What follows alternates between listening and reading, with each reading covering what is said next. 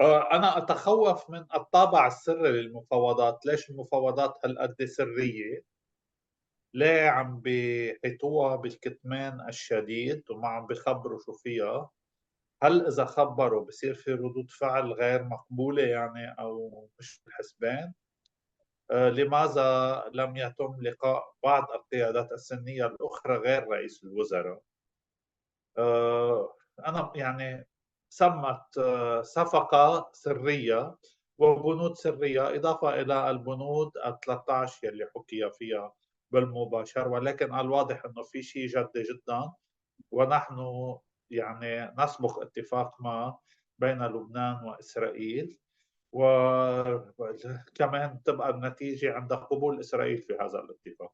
اتفاق القاهرة بقي سري ل10 سنين، 15 سنة قبل أن تتسرب بنوده. ليش كان سري؟ لأنه كان يسيء إلى لبنان بمكان ما. أنا ما عم أقول إنه هذا الاتفاق يسيء إلى لبنان، ولكن لماذا هناك بنود سرية؟ سؤال كبير. إذا في شيء عم بتطالب فيه إسرائيل ولبنان عم يرفضوا بعدها هالقد النقاط عالقة، يعني حتى الآن لا أتفق. أنا ماني متأمل خير بالطبخة كلها، إيه ماني متأمل خير لأنه أعلم إنه ليكِ هيدي أكبر أول اتفاق هالقد بيوصل قريب. يعني كل الاتفاقات بين حماس و إسرائيل ما ولا واحد وصل لتبادل أوراق هالقد قريبة، وهالقد تم مناقشة نقاط، وهالقد يعني عملوا narrow down للمشاكل. يعني أنا أعتقد إنه قرّبوا كتير بالمفاوضات، ولكن العبرة بالخواتيم والتفاصيل، لأنه الشيطان يكمن في التفاصيل الصغيرة. الرئيس برّي هو من كبار المفاوضين وأصحاب الباع الطويل في المفاوضة، ويعلم كيف تكون يعني خواتيم الأمور. أنا يعني أتخوّف من إنه ما يكون في اتفاق، وحتى الاتفاق كيف سيكون هذا الاتفاق، وكيف ستكون نتائجه على لبنان. أنا أخشى أن يمس هذا الاتفاق بأفرقاء معيّنين في الداخل اللبناني، تمس بالمسيحيين وحقوق ليش؟ المسيحيين. ليش المسيحيين بالتحديد؟ لأنه يمكن حتى يتم توقيع هذا الاتفاق سمّت حوافز لطوائف على حساب المسيحيين، لأنه هن الحلقة الأضعف يلّي بيقدروا يتنازلوا بلا ما يتنازلوا. يعني يلّي بيعملوا اتفاق على حسابهم بلا ما هن يتنازلوا، لعدة أسباب. بسبب يعني ضعف المسيحيين بسبب تشتتهم، وبسبب الفراغ، وبسبب خسارة المسيحيين للحرب سنة 1990 واستمرارهم بالخسارة المتراكمة. هلأ أُتهم بإني متشائم، ولكن يعني التجربة علمتنا إنه منذ اتفاق الطائف وحتى اليوم الحلول تأتي على حساب الأضعف، الطرف الأضعف، واليوم المسيحيين هم خارج السلطة في لبنان. بالدستور من المستحيل أن يكون الرئيس برّي المفاوض، ولكن بالفعل الأمر الواقع الرئيس برّي هو المفاوض، مع احترامي وثقتي لموقع الرئيس برّي ولشخص الرئيس برّي الذي يفاوض في هكذا اتفاقات. هو السلطة التنفيذية، هو رئيس الجمهورية أو مجلس الوزراء أو رئيس الوزراء. يعني صلاحيات رئيس الجمهورية تحولت إلى مجلس الوزراء في غياب رئيس الجمهورية، لم تتحول إلى رئيس مجلس النواب. فكيف يقوم مجلس النواب بالمفاوضة بهيك ملف؟ إيه. لأنه ثقة حزب الله بالرئيس برّي، ذهب تفويض المفاوضة إلى الرئيس برّي من دون أن يفوّض الرئيس برّي من قبل مجلس الوزراء، يعني ما إله حق يتنازل عن صلاحيته. ما هيك يعني هاي صلاحية منوطة برئيس مجلس الوزراء والوزراء بفعل الدستور. ما بعرف كيف تنازلوا عن هاي الصلاحية. يعني لا يعطي الحق لأحد إنه يفاوض باسم لبنان ما لم يعطيه الدستور هذا الحق، بس بفعل الأمر الواقع هذا أصبح حق وواقع. الرئيس برّي هو رجل يدوّر الزوايا لمصلحة لبنان، ما اختلفنا، ولكن في الاتفاقات لابد من مسار دستوري سليم. حتى رئيس الوزراء ما له حق بغياب رئيس الجمهورية، بس هلأ بفعل الواقع على رئيس الوزراء أن يفاوض بحسب القوانين المرعية الإجراء. ما كنا موقفنا أقوى، ولكن كنا بمسار دستوري شرعي وطبيعي. إنما اليوم المسار هو غير طبيعي، والشرعية المعطاة لحزب الله وللرئيس بريك اكتسبت من قوة حزب الله، قوة قوة البوفوار دو بلو فور، يعني قوة الأقوى. المفاوضات هي يعني بشكل مباشر بين لبنان والولايات المتحدة وإسرائيل من خلال الولايات المتحدة، ولكن الكلمة الفصل الحقيقية هي لإيران. إذا لم ترد إيران هكذا اتفاق لا يحدث اتفاق. خلينا نكون صريحين يعني، وما نضحك على بعضنا ونتخبى وراء إصبعنا. مثل واحد يعني رايح على البحر يتسبح وبيقول لك أنا رايح على البسين، ما رحت على البحر ما تسبحت.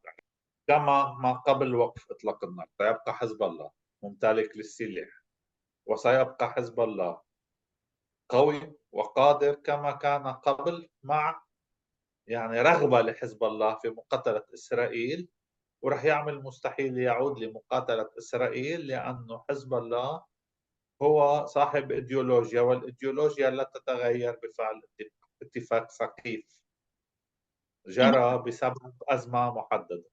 حزب الله ما وراء الليطاني سيبقى حزب الله، وما بعد الليطاني باتجاه إسرائيل قد يعود إلى إنشاء خلايا عسكرية، وإلى إنشاء مقاومة، ولا إنشاء قوة تواجه إسرائيل. ما إسرائيل يلي عملته كنت أقوله أنا وقايله عندكم على المحطة، سعت إلى شل قدرة حزب الله ونجحت إلى حد بسيط في شل هذه القدرة. شو عم يحكوا الإسرائيليين بعده حزب الله يطلق الصواريخ بشكل مستمر على إسرائيل، وإن كانت ضربت دفاعاته الموجودة بالقرى المحاذية، ولكن حزب الله بعده بالهرمل، وبعده بالبقاع، وبعده بالجنوب، وبعده بصور، وبعده بالنبطية، وبعده ببنت جبال، رغما عن أنف الجميع. حتى الآن هي مستمرة، وحزب الله لا يزال يحتفظ بكامل قوته السياسية، لأنه حزب الله بعده موجود بمجلس وزراء وموجود بالبرلمان كما كان. خلهم ينتزعوا منه القوة الشعبية اللي جبت له هالنواب، بس ينتزعوها منه بنرجع نحكي بالموضوع. الشيعية السياسية مستمدة من قدرة حزب الله في المؤسسات الدستورية، هو مزيج بين الشعب والسلاح، ولم يتخذ قرار داخلي أو خارجي بنزع سلاح حزب الله عن كافة الأراضي اللبنانية. أكثر ما تسعى إليه إسرائيل هو إبعاد حزب الله عن الحدود، وبالتالي هذا السلاح التابع لحزب الله سيكون في الداخل اللبناني، سيبقى كما كان، لن يتغير شيء. حتى الآن حزب الله لا يزال حزب الله. لا خسر أكيد من قوته. ساذج من يقول أنه حزب الله لم يصب في هذه الحرب، وساذج من يقول أنه حزب الله لم يعني صار في شرنك، يعني صار في إضعاف أو تقليص لقوته العسكرية. وساذج من يقول أنه نسبة إلى الداخل اللبناني لا يزال حزب الله متفوق جدا جدا جدا جدا عن الداخل اللبناني، ولا مقارنة في القوة. استاذ بعد وهذا ما حصل لن يؤدي إلى تراجع حزب الله في السطوة السياسية على الداخل اللبناني. بدك تروحي تقنعي حزب الله بهذا الشيء، ويمكن إذا قنعت حزب الله بهذا الشيء يقول لك حزب الله إيه أريد مكاسب إضافية في السلطة في لبنان. يعني أنت تكوني عم بتفكري نيجاتيف له، يكون هو عم بفكر بوزيتيف لا. عرفتي؟ يعني اليوم طرح موضوع الصلاحيات ومن يسيطر على السلطة ومن يحزب السلطة الأكبر، قد يكون حزب الله يفكر بها لأسباب تعود إلى أنه يريد التعويض عن ما حدث في هذه الحرب. يعني بكرة بيقول لك حزب الله أنا دفعت تضحيات، كيف أكافئ؟ إذا قال لك هيك كيف بده يتكافئ؟ بمزيد من الصلاحيات بالسلطة بلبنان. يعني أنت عم بتفكري بتقليص قوة حزب الله، وحزب الله يفكر بتوسيع مساحة ومروحة سطوته السياسية والعملانية داخل الدولة اللبنانية. وهنا سيكمن الخلاف بعد هذه الحرب، وهون بيت القصيد. صحيح، لأنه في أفرقاء وتذكري في وجه. وتذكري وتذكري نجرس، هاي اخر جمله شو عم اقول لك اياها وحسبيني عليها بعد سنه. مهما يكن الوضع، الشيخ نعيم قاسم قال لهم ما تسالوا حزب الله شو عمل، قولوا انتم شو قدمتوا للمقاومه. الشيخ نعيم قاسم بخطابه انه اذا كان هناك من اخفاقات لحزب الله او تراجع خلال هذه الحرب، بده يحاسب الاخرين انه ما قدموا الكافي لدعم المقاومه. انا يعني استبعد مع كل ما يدور ومع كل حركه هوكشتين، استبعد التوصل الى اتفاق قريب. اعتقد انه هذا الاتفاق بحاجه الى مزيد من الوقت، مزيد من البلوره، واعتقد انه نحن ذاهبون الى مزيد من التصعيد ومحاولات اسرائيليه للمزيد من المكاسب، علما انني اؤيد ما ادلى به الشيخ نعيم اليوم الامين العام لحزب الله، الذي قال انه حزب الله يستعيد عافيته. مهم. وعم آه، نلاحظ الشيء بالرد تبع حزب الله على اسرائيل. اليوم نحن امام معضله رئيسيه، الا وهي انه هناك اتفاق امريكي اسرائيلي على انهاء اذرع ايران، وهذا مشروع قائم منذ العام 2017، ليس حديث. كيفما انتهت هذه الحرب، كيفما انتهت، ستكون نتيجة هذه الحرب عودة لبنان إلى إلى الشكل الذي خرج به من الحروب التي خاضها بين 75 و 90. نحن رح نظهر مدمرين مثل سنة 1990. نحن نظهر من الحرب مثل نهار 14 تشرين 1990، سنخرج مدمرين. هيدي رقم واحد. رقم اثنين، سنخرج بمصيبة داخلية، مشكل سياسي داخلي. ما الذي سينتج عن هذا المشكل؟ صراع إما سياسي وإما يأخذ وجه متشنج أكثر، ما بعرف كيف. رقم ثلاثة، سنخرج دولة شحادة عم تطلب من العالم يساعدوها لحتى تظهر من كبوتها، لأنه أصبحت دولة فقيرة جدا. رقم أربعة، سنخرج مشتتين منقسمين على ذاتنا بالسياسة، ونبحث عن صيغة لإيواء ما تبقى من سياسة في لبنان. إعادة الأعمار بكير لا، نحكي عنها، الأموال ولكن مثلا. مستحيل مستحيل مستحيل مستحيل، وكمان حاسبيني على هالكلمة سنة الجاي، أن يكون لبنان قادرا على إعادة إعمار ما تقدم بنفسه.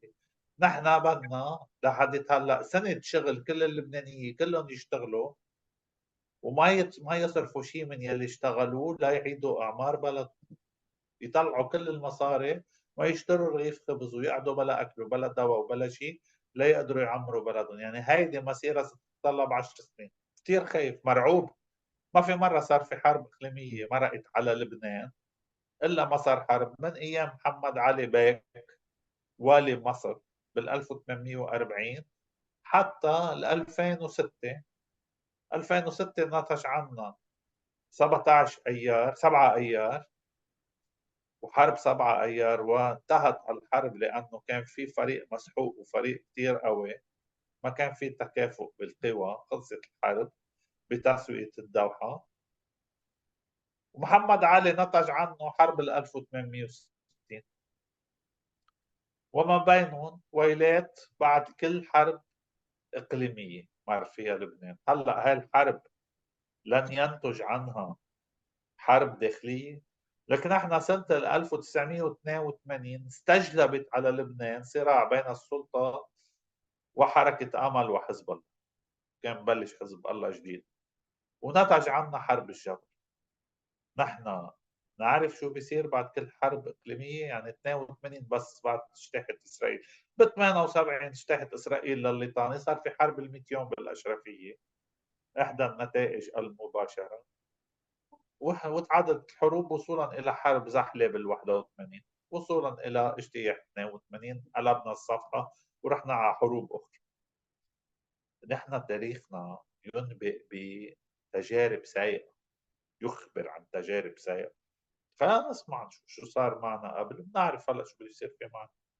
نحن متجهون إلى مزيد من التعقيد، في مختلف الملفات. نحن كنا لبنان عم بيظهر من كابوتو، حاكم مصرف لبنان بالإنابة وسيم منصور عمل المستحيل ليجمد الليرة، ليخلق شوية آه، ضمانة يعني احتياطي بالمصرف المركزي. كنا عم نرجع نشوف شوية ثقة بالقطاع المصرفي، كنا عم نشوف شوية مزيد من التقدم على الساحة الاقتصادية، حركة بيع، حركة أسواق، أسواق بيروت رجعت تفتح، الأوتيلات رجعت ترمم حالها وتمشي، المواسم السياحية رجعت تمشي، إلى أن وصلنا إلى هذه حرب ما سمي بحرب الإسناد، وبلشنا داون جريد لحتى وصلنا إلى ما نحن به اليوم. يعني أنا اللي بدي أقول لك إياه، نحن أمام بلد سيكون بالشكل بلد ولكن بالداخل هشيمة وشيء فارغ.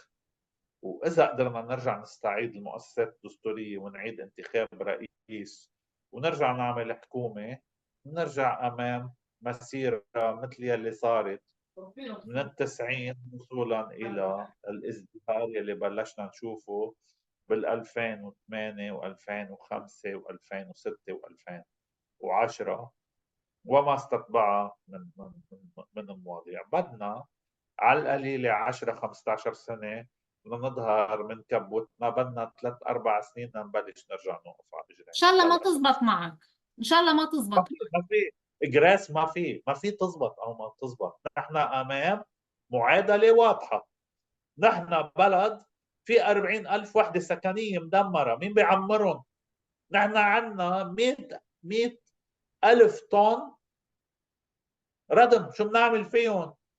نحن عندنا 5100 نقطة بيع تدمرت وتهجرت ووقفت، عندنا 310 مدارس ما في عندنا وصول لهم، مين بيعيدهم هودي؟ ما في يعني، مش القصة انه wishful thinking انا بدي او ما بدي، ما نحن في واقع، انا عم بعرض لك الواقع. الواقع مرير، بدنا سنين لنطلع منه. انه هيدا الزلمه اللي اشتغل كل حياته بالضاحيه لحتى يصير عنده بيت وسياره واي سي وبراد وغساله، ويجي على بيته يتعشى وينام بتخته، اليوم يحو بلا تخت وبلا براد وبلا غساله وبلا تدفئه. هذا كيف بعوض له اياهم؟ في 40,000 بيت مثله مدمر. مش انه انا حبيت انه نحن نكون بهيك وضع او عم فكر انه نحن بنصير، نحن صرنا. مين بيعوضهم؟ ناطرين صناديق الاغاثه اللي عم تجي بالبحر وبالطياره للاسف يعني. للاسف.